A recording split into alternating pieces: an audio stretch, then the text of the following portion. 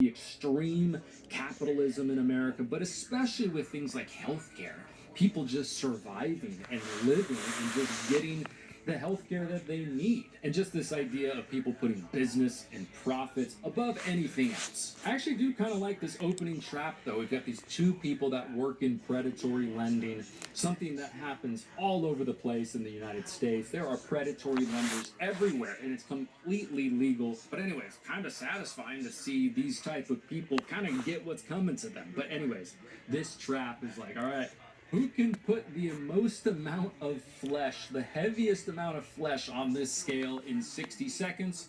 All right, go. And just that idea of it, kind of crazy. But with this movie especially, 6 movies in, as I'm watching this movie, it just really hits me. It's like, all right, Saw at this point is just a soap opera. It's essentially like a bloodier version of all of those, like, in my opinion, kind of corny shows on TV. If you love them, no problem, whatever. But those shows like Law and Order, NCIS, CSI, shows that I just don't think are like top quality TV or just TV shows in general. Like I said, they have some things that they do well, and if you like them, no shade towards you, but it's kind of just feeling like a bloodier version of that. And my reason for pointing that out is, man, just the people that they cast, especially in this movie, Saw 6, it's like the acting here is just very mediocre, which feels like a lot of those shows. It's like passable acting, it kind of sort of gets the job done, but it's mostly just mediocre. But also overall, just the vibe of it feels very much like I'm just watching a Law and Order show up to this point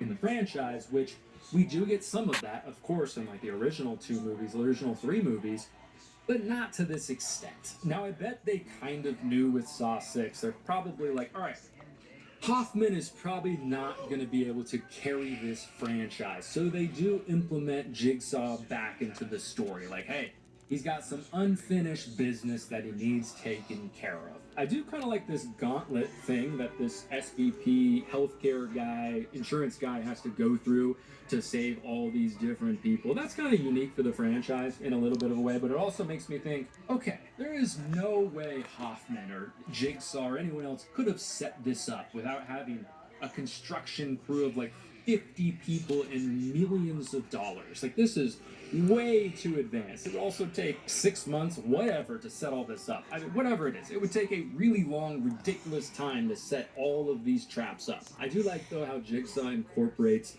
the insurance denial rates into how many people will survive one of those traps. I like that. Also, in this one, the acting is just so weird, especially those moments where it seems like everybody knows that Hoffman is behind all of this stuff. It seems very obvious. Even the looks on their face, it seems like they know that he's doing this, and they're just kind of messing with him. They're kind of playing with him until eventually they go ahead and just arrest him.